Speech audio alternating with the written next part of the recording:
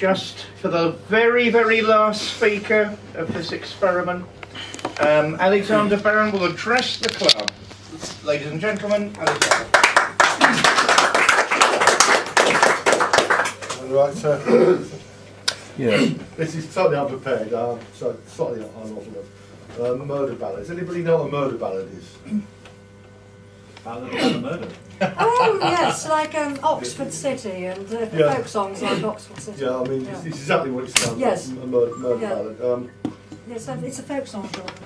Murder ballads have a long history going back into antiquity. Some are based on, well, some are undoubtedly invented. Modern ones tend to be based on real experiences. There's a modern version of an old song called The Bonny Swans. Anybody heard that? Oh yes. Louina McKennitt? Yes, it exists. It has various textual variants, like the Bows of London as well. The Bonny Bows of London is the same song. It's originally, probably the original name was The Miller's Daughter. It's also known as the Twa Sisters. There are several names. It's basically two young women sisters walking by the river, and the young one is engaged to Hugh in the Louina McKennitt version, and the older sister pushes her sister in the river and drowns her, so she could steal her fiance. The girl drowns and she turns into a swan, and she's washed up on the bank, and a guy comes along and makes a harp out of the breastbone, and somehow this harp ends up at the marriage of the older sister and Hugh, and it starts playing, condemns her, you killed me, you killed my sister. So that is probably entirely fictional, but it may be based on its origins and also in antiquity.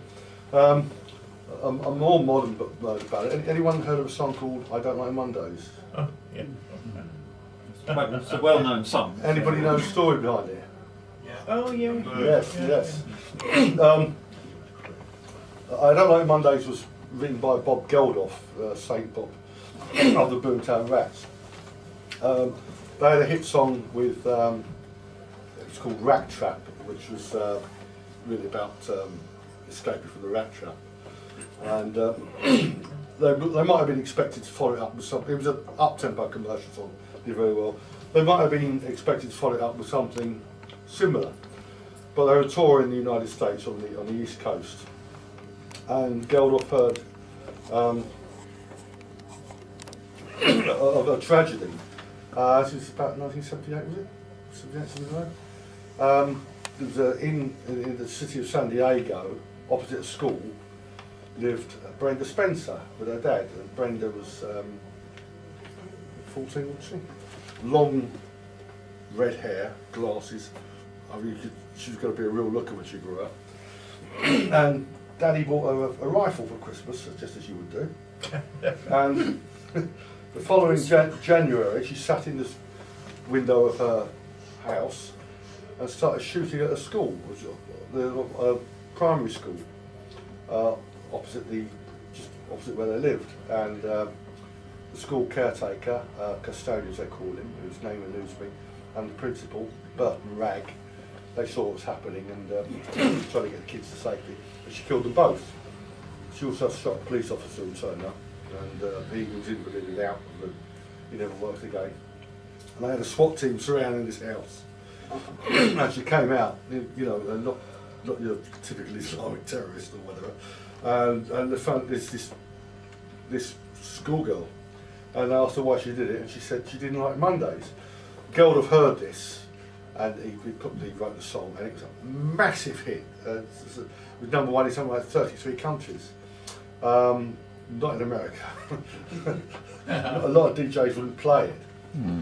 So that is a modern murder ballad, in contrast to the Bonny Swans.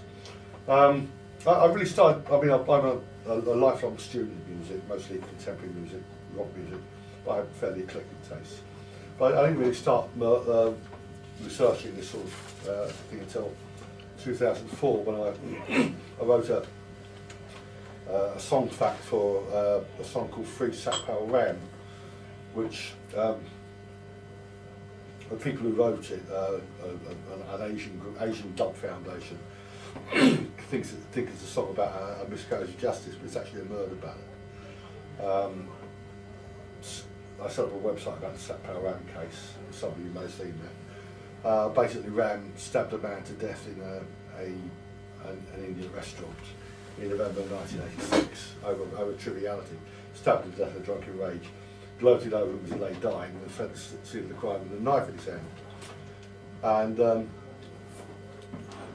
brain dead to the left took this up because Ram's victim was white and he wasn't. He had to be a race thing, but the contemporaneous reports, the pathologist report, everything else, the appeal, and the witness statements, which I've now seen since they were opened up on a 30-year-old temporarily, they all indicate that this guy, it was straight from a case of a drunken thug murdering an innocent man. Chicago. Anyone heard of the musical Chicago? Anyone seen it? Yeah. Anyone seen the version with what's her name? Catherine Zeta-Jones. Chicago is actually based on a true story. Well, two true stories really. The woman who wrote the book was the correspondent for, I think, the Chicago Tribune back in the 1920s, and there were two women, both on remand for murdering their respective lovers. And the film version opens with the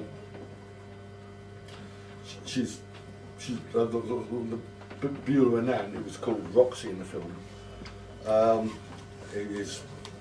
has an argument with her lover, and she shoots him in the back, and she sits listening to the record Hula Loo over and over again, and then eventually she phones for an ambulance and the guy dies. Now that's in the film, that's actually what happened in reality. The other one was based on Belva Gardner. She'd been, I think, married and divorced 3 times. She was about 35.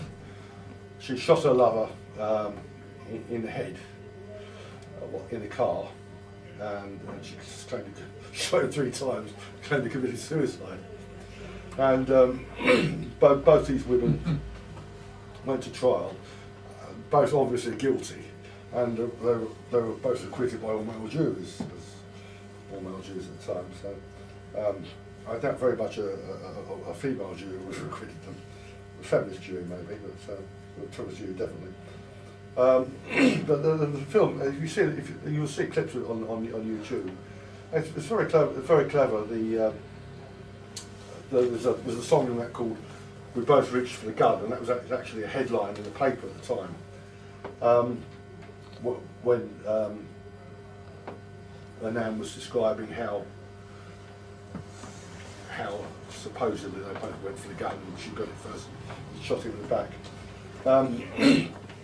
She died at the age. This shows the sort of woman she was. She was married to her second husband, a guy named Al, who was a garage owner. He mortgaged everything to get the best legal representation, and then immediately after her acquittal, she divorced him on the grounds of desertion.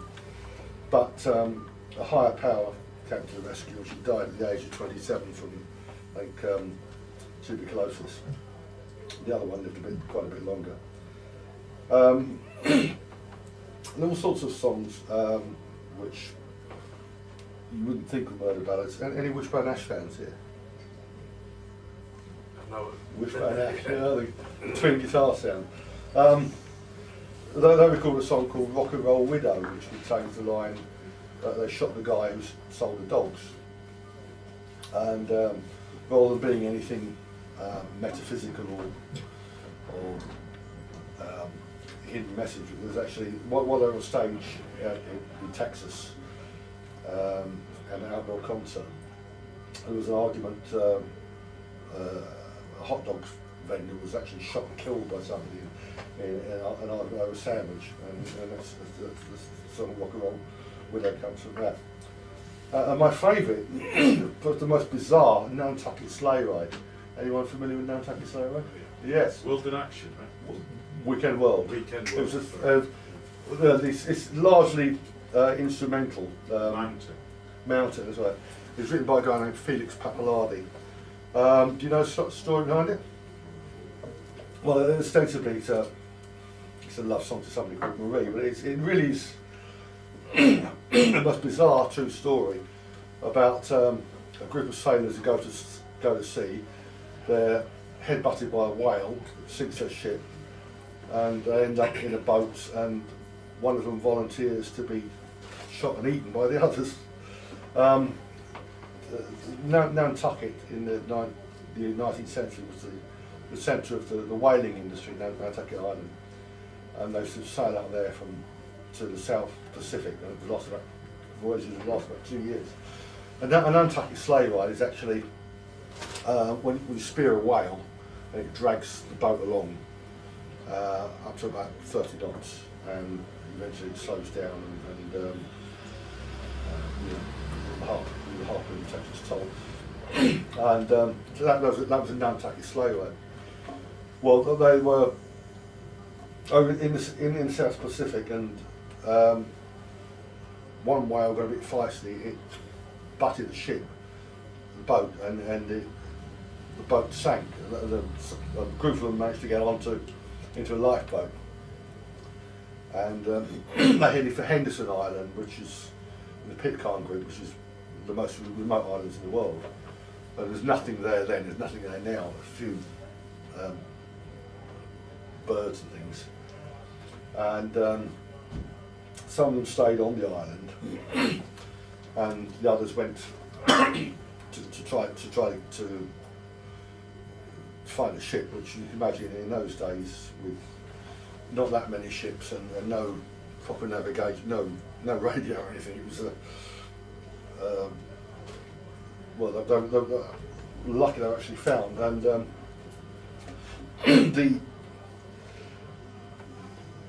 what happened was that they were running out of food, and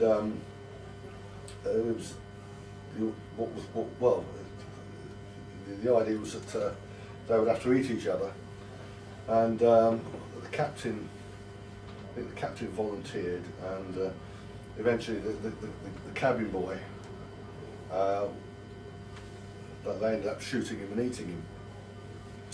And when they got there, now you can call that murder if you like, but absolutely terrible circumstances. They got back to, they were rescued. The rescue ship went to Henderson Island and picked up the others. A few stayed there. And Owen Coffin, I think, was one of the survivors, famous family in Nantucket Island. He wrote a book about it. And this is actually quite the most incredible story. There were quite a few other modern ones. Anyone familiar with Elton John's song Ticking? No? 14 people lying dead in the barn and kicking mule. That's based rather loosely on the Texas clock tower massacre. And there's a more direct song about that called the Ballads of Charles Whitman, written by the Jewish cowboy, I forget his name now. It's really weird song. Well, Charles Whitman was one of the before the age of mass shootings we have now. He had a brain tumour. I think he murdered his mother and maybe another relative. He murdered his mother anyway. Back to the devil, stabbed her. Then he went sat in a clock tower and started shooting at people. He was shot dead by the police, and they did an autopsy and they found his brain. He had a brain tumour, so they put that down to that. Elton John and Bernie Taupin wrote a song based on that called Ticking. And I said there were quite a few others. Anyone heard of Little Towers? This is British home. Little Towers. Anyone heard of Little Towers? Yeah. Yeah. Is that boxer that killed a police? Yeah. No, it's up north. Yeah, in a police cell. Yeah. It's only black men that police murder. There was actually two songs written about the murder of Little Towers. One is called The Murder of Little Towers by Angelic Upstarts, and the other was Blue Murder, sort of a much more subtle song by Tom Robinson. It was back in the 1970s. So the murder ballad is an old genre, but it's very up to date, and you'll find even today there are people writing murder ballads. Quite a few in America over the activities of the police and the like. So that's just a round off. Thank you.